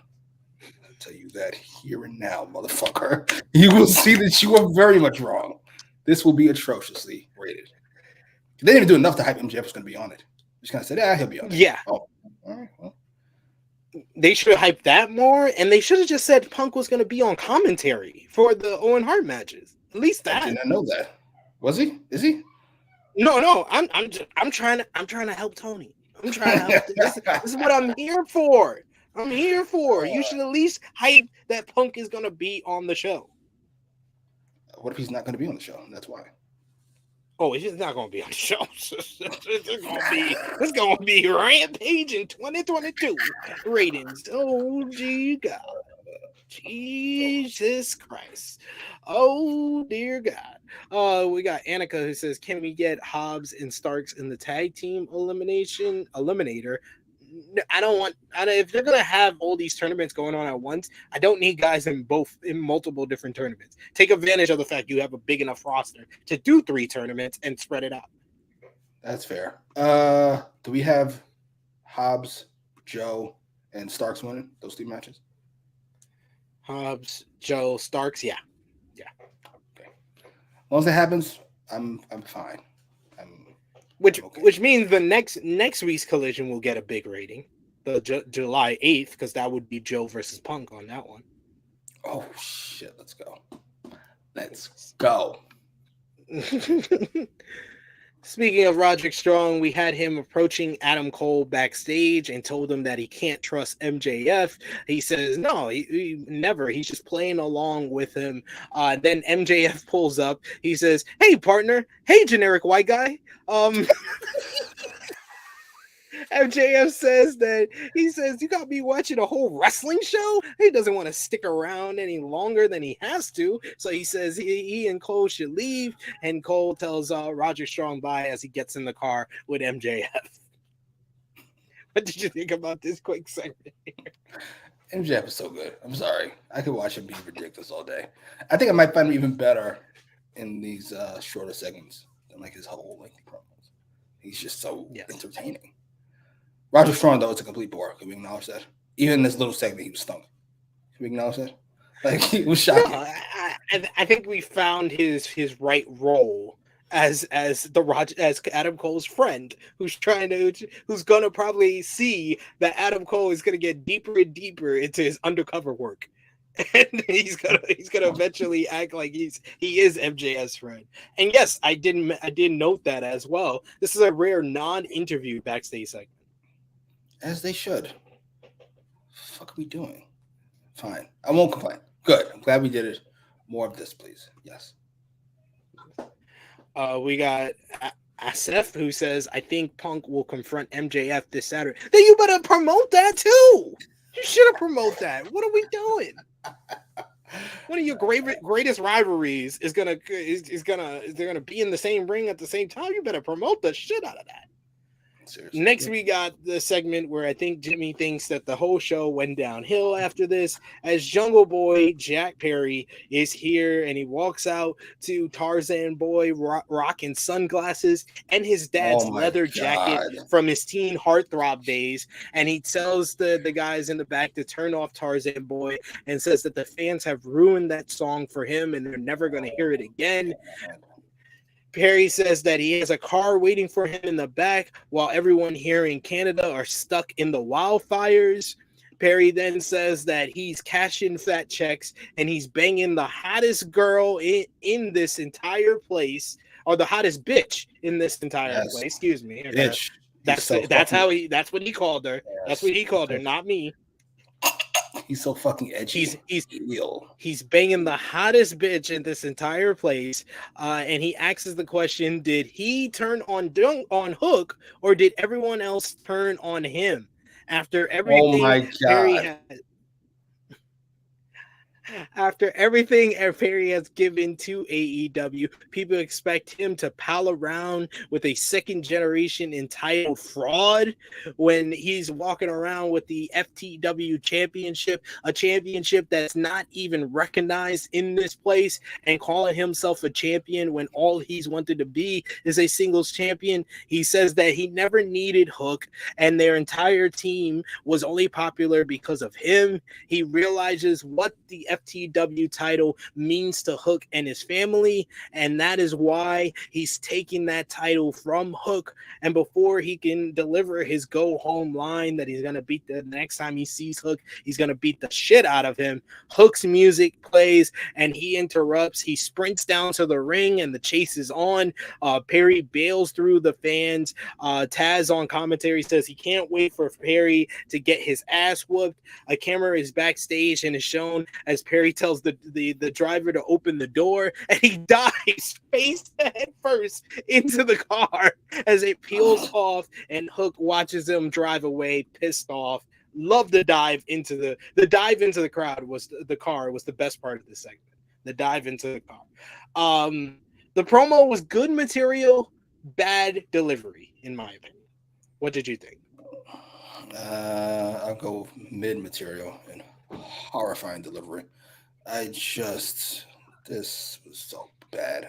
I knew once he came out and I saw his outfit, I went, oh my God. I knew it. I knew it was over. It looks like somebody raided the heel closet. It's just, oh, look, I'm wearing glasses now. I have shades because I'm a bad guy. Oh my God. What the fuck is this? Just, you know what should have happened? I'm not going to say what should have happened. This was bad. Thank you. Oh, you might have hit it for me. It was so childish. Just everything I can think of bad, I'm going to say. I hate that song. See, you like the song, but I hate the song. It's like, oh my fucking God, the fuck are you? They turned on me. What are we even talking about? What are we doing? Like you said, there's some good stuff in here. I'm talking about a second generation entitled kid, and it's supposed to be kind of ironic because that's what he is. That should work, but he didn't sell it. You didn't sell it that's what you were doing. That's why it's funny. He needed to slow down and let the lines marinate as well. And to be fair, I know this is his first time doing this type of promo. It wasn't a great promo to begin with because he had a lot of mic time. And then he's now heel. This is also completely different. In a big spot, like by your fucking self in front of everybody. I get it, but I think it's safe to say, not safe, over 50%, that Jack Perry is over. It's done. Never going to be a man runner. I'm going that far. Fucking hot take Thursday. Wow. It will never happen. Sometimes you just fuck up and it's over. Like John Pierre-Paul, remember when he blew his fingers off to a fireworks display? If he was a quarterback, it would just be over. One mistake and you're done forever. This is done. He's never going to be good enough where I can take him seriously. I'm sorry. He's a great athlete. And it's as his hook. Because them two running through the building, that was great. See two people running at full speed is always awesome. The dive, funny. It's over. It's over. He needed Christian. He needs Christian. He needs either Christian or I would even take Anna Jay being his mouthpiece since he's bringing the hottest bitch in this player place. Oh yes, a new stable with Christian, Luchasaurus, Jungle Boy, and Anna Jay. I'm with it. I'm there with it. Christian does all the talking as the official TNT champion. I'm sorry, the gimmick is hilarious. That promo was fabulous. That promo was fabulous. My good friend Kawhi Leonard. Christian's hysterical. Just do Christian, and then I don't know. Jungle Boy can be like his Sammy to Christian's Jericho. You just slowly but surely. Ooh, this is actually not a bad idea here from One Mike Nation says, wait, what if they put him with Stokely as his manager? Because Stokely had the issue with Hook. So that would kind of tie things back. You might be all right with this. If you do Stokely, we could save this. We could save this, folks. We can save this. See, we're all about solutions here. And we're all about solutions. Killer, but don't push me. That's Tupac. It's always funny. AOP bringing up this like Roman Reigns babyface days. You know, I'm going to retract my "this is over" because Lord knows that should have been. Everybody thought that was over after suffering succotash. And now he's the biggest thing since fucking John Cena. Fair enough. Here's hoping. But look, he didn't even learn anything from Christian. Look at the way Christian dresses. He doesn't dress like a fucking child villain with sunglasses and this gooky ass jacket. He has turtlenecks. He's like sophisticated and shit. It's I don't know. It just doesn't work. We got Safed who says Jack Perry should learn more from Christian Cage. Yes. Just model yourself after him. Why not? Why not? Next, we had Ruby Soho with Saraya and Toni Storm going up against local talent Alexia Nicole. This was a squash match. Soho really playing with her food in this one, where she eventually gets the win with the lockjaw after putting on the rubber glove and locking it on Alexia Nicole. After the matchup, she held Saraya held Alexia for Soho Soho to spray paint an L on her for good measure. And then we get a promo from Soho who says Canada's finest here wasn't the original the original opponent, as due to the filthy, germ-ridden country of Canada, Britt Baker is sick. Soho said that Baker and Adam Cole used to be a power couple, but she hopes that they never have kids since they'll be weak little bastards like them. A year ago, Baker said Soho didn't know who she was, but Soho loves who she is now, while Baker is a shell of herself. Last year, Baker barely beat Soho on her best day, but then since then, the Outcasts have taken everything from her the AEW Women's World Championship, her whole entire crew, and next week she's going to leave her with exactly who she is, nothing. This was a really good promo from Soho. I was like, give Soho a live mic again. She needs to be the promo for Outcast. We all had this revelation the first promo she cut there. It was like, oh my God, yes, this now works. Let her talk. Now here we are again, 7 months later, saying the same fucking thing because Dummy doesn't know what the fuck is going on in his own show. That aside, to me, this kind of perfectly illustrates what's wrong with the women's division, where everything that was supposed to happen this week is moved to next week, and I guarantee you no plans were changed. Just made no fucking difference. I hope Ruby wins. I'm hoping Ruby wins. Same. At the very least. Same.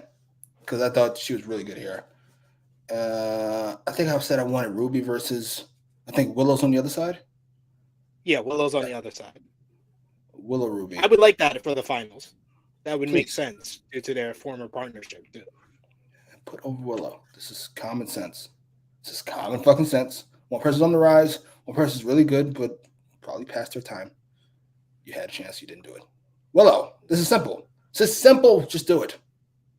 Don't overthink it. Like LA Knight and Money in the Bank. Don't overthink it. Just do it.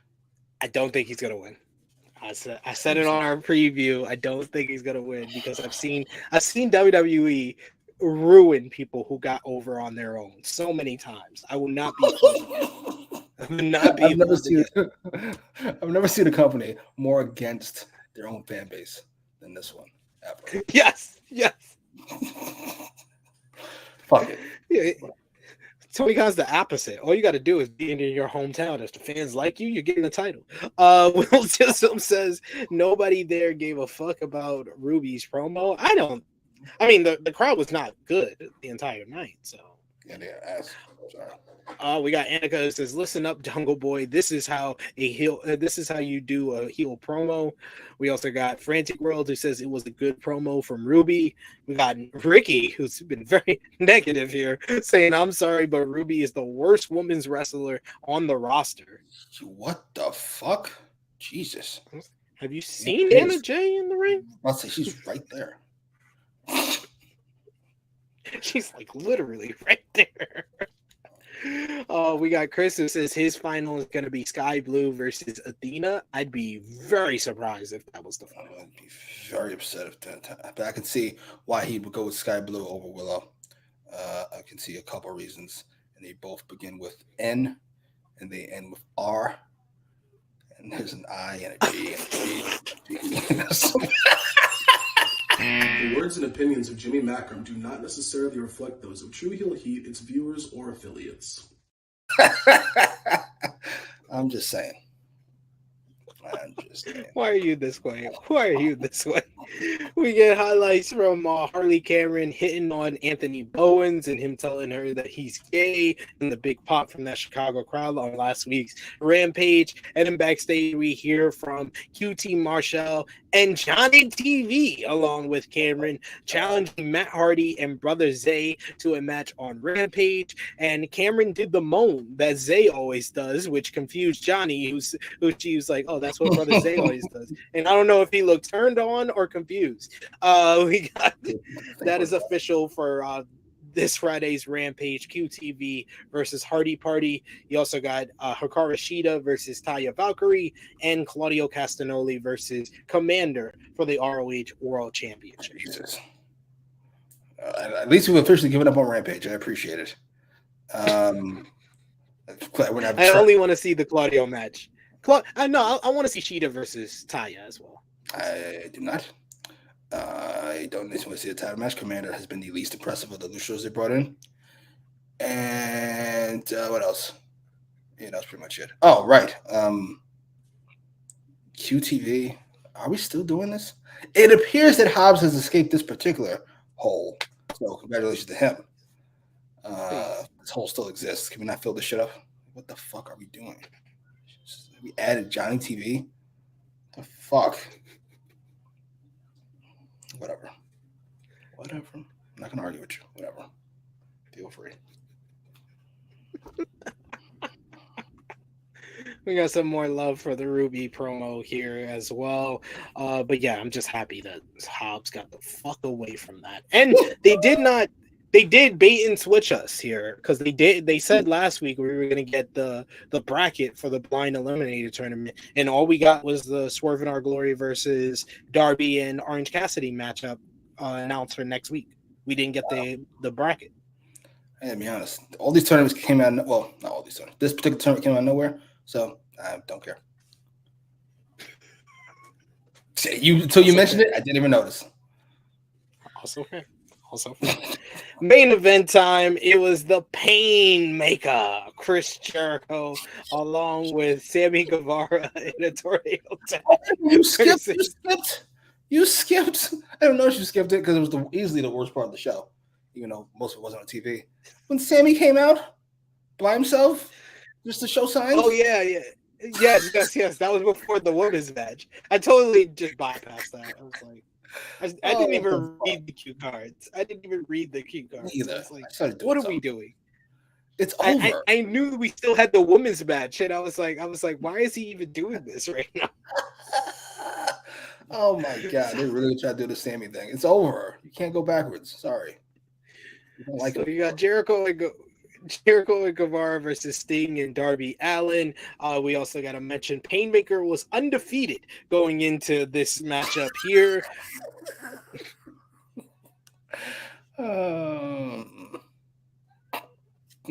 Oh my god. Early on, we get Darby shotgun drop kicking Sammy and fighting to the floor. Meanwhile, Jericho smacked Sting in the arm with Floyd the Bat. They get jousting with their own bats until Darby comes sprinting in. Sting hits a stinger splash, but Guevara lays out Allen with a top rope springboard cutter. Guevara and Jericho put the boots to Sting until Guevara throws a ladder into the ring. They fight to the outside where the Sex Gods double team on Darby and throw him into the steel steps where his knees hit the steel steps. He flips and bounces his back on the guardrail. I was like, Darby, you are not wrestling till you're like 32. Like he's 30 years old now. I don't think he's wrestling until 32. We get fighting and brawling in the crowd a bit. Eventually, they fight back to the ringside area where Darby hits a big coffin dive onto the Sex Gods. Meanwhile, Sting is setting up a ladder. Darby sets up setting up tables on the outside. Darby sets up a table where the leg breaks off, but they still just go with it anyway. They set up a second table next to that table, but it's very, very far because they have like room between the apron and the crowd where it's enough room for them to set up these tables here. And in the ring, they have the ladder. Darby sets up the ladder. He's climbing, and then Sting decides, you know what? I'm going to climb myself. He climbs up the ladder. At this point, everyone at home and everyone watching at home was like, this man right here, like, please, Sting, don't do this. You don't have to do this, sir. And he tells Darby when he gets to the top that he wants to do the dive, and Sting leaps off the ladder. He makes it to Sammy, but just barely, and splashes Sammy through only one of the table. Meanwhile, he hits like his head and his mouth on the other table, and Darby's and Sammy's knee in a wild spot right here. We get some Darby and Jericho going at it, where Jericho eventually lays out Darby with the Judas effect. And Sting, you would think Sting is done. Sting is done for the night. He did this dive. Let him be done. Let it just come down to Jericho and Darby in the ring. Nope. Sting gets up after this dive. He has to wrestle for like 5 more minutes with Jericho, where Jericho puts him in the wall. So Jericho, he's able to get to his bat, and he nails him in the head with the bat. He hits him with the Scorpion Death Drop for a near fall. Chris Jericho hits him with the Code Breaker for a near fall. Sting ducks Judas Effect. It's another Scorpion Death Drop. Jericho leaps at him with the drop kick, and he's able to reverse that into the Scorpion Death Lock for the submission victory. Chris Jericho taps out as Sting and Darby Allin get the win. This was wild. This was crazy. And Sting had no business doing this. I thought this was a good matchup that lived up to the stipulation of tornado tags being these wild spectacles that we've seen from AEW. But Sting, you do not have to do this anymore. This man is nearly 65 years old. He's 64 this year. He's nearly 65 years old. He is already, in my opinion, when you're talking about longevity-wise, he's better than Undertaker. Undertaker was not even this good at 40. At 45, 50, however old he was when he versed Roman Reigns, he was not this good. And I don't think he would have been this good if he wrestled to 64. But Sting does not have to do all of this. You do not have to do New Jack Spot anymore. I hope this is the last time we see anything like this from Sting, so we can at least see him close out his career and be able to walk. What did you think about Sting and Darby versus Sammy and Jericho? Why is he doing it? I'm so curious. Like, there needs to be a psychological study on Sting, because my favorite version of Sting is the one who did fucking dick all, not even talk for a whole year. Yes. Now he's Jeff Hardy. What the fuck is wrong with you? Where does this Sting rank up? I would say Crow Sting original from the NWO rivalry is number 1, obviously. Easy. Number 2 is like brown hair Surfer Sting, because I felt like that's when he did his best work. Then I would go blonde hair Surfer Sting, and then I go this Sting, and then it would be Joker Sting, and then last place, of course, is Wolfpack Sting, because that didn't make any sense. That didn't make any sense. I love the theme song, but it did not make any sense. The theme song to be a part of the NWO. The look is great. The red face paint is fantastic looking, as is the gear. All right, it makes no sense. It makes no sense. All I remember most from that time was him feuding with Bret Hart, and none of the matches living up to what we thought it would be. Oh my God. By the way, my favorite segment in wrestling, nobody remembers it because it's worthless, but I just love the way it's shot. The Wolfpack show up in a limo. Of course, because they're cool. It's a terrible idea. Anyway, the Wolfpack show up in a limo. It's one shot of them going through the whole fucking building looking for the NWO. It's like 3 whole minutes of them just looking, and nobody even explained what the fuck's going on. When I cut it back to the ring, they're just going around the building looking for the NWO. They find them. NWO Sting beats the shit out of Bret Hart. The rest of them fight the rest of the NWO, and then they pop the NWO black and white tires with a knife. The most random WCW thing ever, and I love it. And every time it pops on my YouTube feed, I watch it. That aside, I like your list. I'm moving Wolfpack Sting up a couple spots just for that one move. Makes no sense. Has nothing to do with me. Okay, we'll put Wolfpack Sting ahead of we'll go TNA, early TNA Sting, where he was like winning world titles and he was beating Joe during Joe's TNA world title run. I hated it. Yeah. This was fine. This was fun. This was main event worthy to me. I probably wouldn't have done it ahead of the BCC match. I mean, not the BCC, the Elite match, as you said. That probably would have been a main event, but this is fine in and of itself. The big spot at the end, I don't know why he's doing these things. It's his body. Feel free. Do what you want. Oh, thanks, Tony Khan, for letting him do it. It's his body. It's his body. Yeah. Free. If it blows up on content. It's not. it's never going to be the booker asking you to do this stuff unless you're Vince McMahon. And he's like, Yes. Vince McMahon in the Attitude Era. Like, yeah, and your own heart. Or somebody else. But yeah. Vince is out of his fucking mind. He has been for a while. It's just gotten worse. This was fine. I really wish we give up on Sammy. Like, this is, no, I'm not getting excited because that's brilliant. It could lead to some brilliant things. Sting doing things so Darby doesn't have to. He wants him to have a long career, the same long career he had. Yeah. That could be fun. It won't happen because that's how AEW works.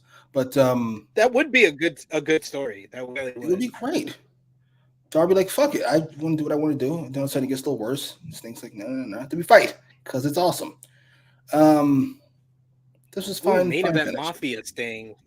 Main event Mafia Sting, I would put ahead of TNA Sting and Wolfpack Sting. This is underrated. When he came out with the shades, in the suit he was world champion too. It was so not Sting that it worked. It was so different from everything else. So yeah, I would put that ahead. I might even put that ahead of Blonde Surfer Sting because I like that. I like that so much. Same. This is great. I forgot. Last place is WWE Sting. Yeah, last place is WWE Sting. Usually I blame Triple H and his long list of burying people.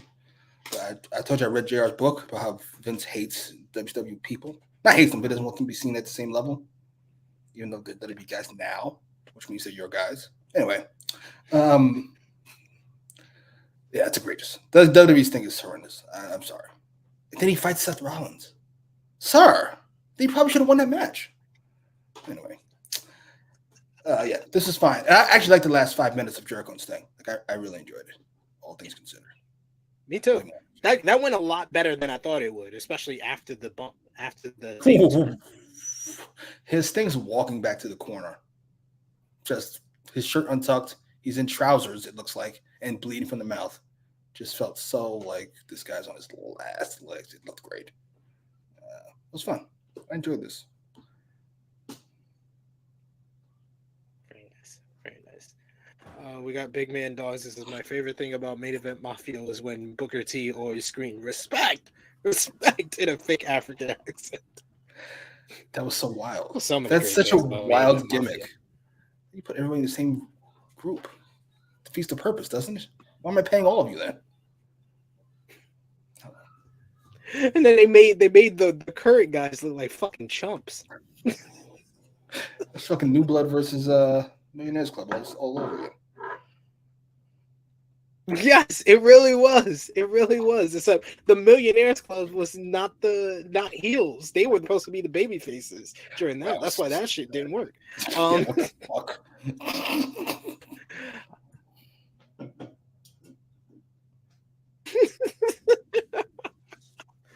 But let's sound off in the live chat. Last call for super chat donations, but let us know what you gave the show out of 10. Thumbs up, thumbs down, thumbs in the middle, or and your MVP, LVPs, and match of the night for this episode of AEW Dynamite. For me and Jimmy, let's put our thumbs in the middle for the June 28th, 2023 edition of AEW Dynamite. Thumbs up, thumbs down, thumbs in the middle in 3, 2, 1. Thumbs up. Yep. Thumbs up across the board here, I believe. You were frozen there for a second, Jimmy, I think. Oh, shit. You look frozen to me. Is it me or him? Chat? You're good? I'm good. Nope, I don't hear anything. Could y'all tell me in the chat who's frozen here? Is it me or is it him? Okay, now I see you. Thumbs up? See. Did you give it thumbs up? Okay. I did. Out of 10, what did you give the show, Jimmy? Boy. C? Oh. I'm gonna go with 7.5. Yeah, I think that's about right. 7.5 out of 10 for this episode here. So it was me. Thank you guys. That's what I get. Yeah, I go 7.5 out of 10 for sure. For this episode, MVP for the show, Jimmy. Eddie Kingston. Eddie Kingston, easily. I'm gonna go with Eddie Kingston and Sting. Oh my God, is that rewarding? I gotta give Sting something. I gotta give Sting something for doing that. Co-MVP Sting and Eddie Kingston. LVP for the show, Jimmy. Jungle Boy. It's already over before it started. Jungle Boy Jack Perry, yes, is the LVP for the show. Unfortunately, yes, he has to take that. And match of the night. Oh, Jesus. I want to go with the main event, actually. This guy did everything in his power to not give it to Moxley and Ishii. It was Moxley and Ishii. Oh my! Moxley and Ishii, by far the best match on this show. Oh my! If not that, the elite versus the Dark Order. But I go. Sure, let's go with that. Whatever you want. Just not the. No, you gave it to Sting. Sting and Darby versus Sammy and Jerry. And he didn't even begrudged you to even say that. It seemed. We got Annika, who gives it a 7 out of 10. We got Safet, who goes 7.5. Big Man Dog says 7.5. We got One Mike Nation, who says 7 out of 10. Safet gives it a thumbs up. One Mike Nation, thumbs up. Dan says great show. We also got Frantic World, who says match of the night, the first match, Ishii versus Moxley. Steve, someone with taste and culture. We got Kid Get Money with a super chat donation. Thank you so much. Kid Get Money is Kid Sends Money, as he says, respect to you, good brothers. 100 episodes in and going strong. How many disclaimers, Jimmy, have over the 100 show run? Oh my God, we need someone to do a tally. That would be amazing. Well, if you say we did it halfway, that's 50. I know we had a big one at 13 in there. I'm going to say 50 times 10 is 500. I'm going to say 334. 334. I would say on average, you probably over the 50 show run that we did disclaimers, you have probably gotten 5 per show, 5 to 6 per show. Oh, so that's 250. Because some you were low, some you did. I think you had one where you didn't have any disclaimers at all. Right. But those 13, you had one where you had 13, one where you had 12, one where you had 10. If somebody gives me the number, I'll send them, I don't know, something. A t-shirt. DM. That's an AEW show's coming. Maybe I'll send it to you. There you go. Send us if you can go back and count the disclaimers from our 50 show run of doing disclaimers. We got Safet, who says Eddie Kingston and Ruby Soho for MVP. Frantic World says MJF, Adam Cole, and Ruby Soho for MVP. Wow. Safet says Jungle Boy LVP. We got Frantic World, who says LVP Chris Jericho and Jack Perry, and Annika, who says match of the night Moxley versus Ishii. Someone with more taste. One Mike Nation saying MVP Ruby, LVP Jungle Boy, and Anna J. Why? Damn, she's married to that bum. She's because she cleared the banging the baddest, the hottest bitch in this entire place slot. I'm shocked so many of you like Ruby for MVP. I will say this: she definitely improved her stock. Yeah. I mean, that is if Tony Khan was watching, but. Was girls, so he's gonna pass on that. He was like, I gotta use the bathroom. He's like, I gotta get something to eat. By something to eat. This. What are we doing? Cocaine. We got Annika, who says the average is 5 a show. There you go. That's pretty decent. It's like someone's block average. He averages 5 blocks a game. That's wild. You average 5 disclaimers a game. I know that is wild. But yes. Jimmy, please let the people know where they can follow you on social media, what you got going on your channel and everywhere else. At Jimmy Macram. Not sure why I held the microphone like that. That was weird. At Jimmy Macram on Twitter, on YouTube. Tune in and say hello. And cannot express to you people. Thank you for liking here on AE Ramble, but it's an important thing for the algorithm. so more people can watch. That is the goal. I'm here to help. Yes, people need to realize liking helps out a lot. It's the freest thing you can do to help a YouTube channel and a video. Just like it. Simple thing right there. You can follow me on the Twitter machine at TrueHillSP3. Follow the gang, Facebook, Twitter, and Instagram at TrueHillHeat.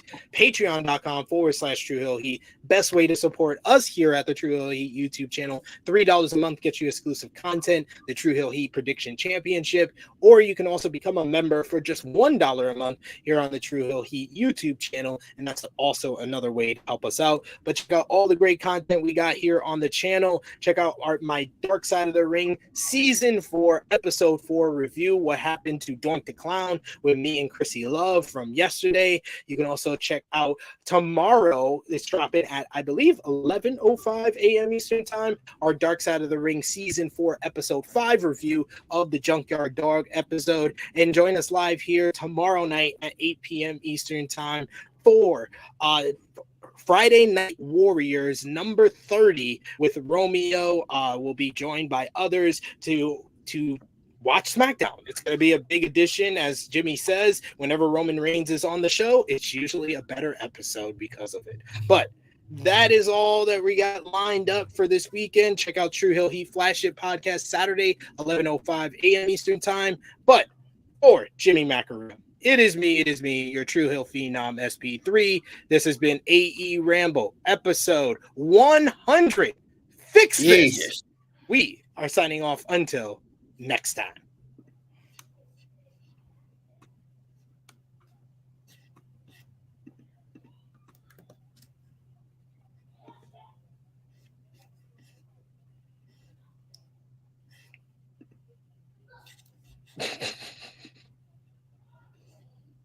Spinning Wheel of Death. Uh-oh. Thank you, Annika. Uh-oh.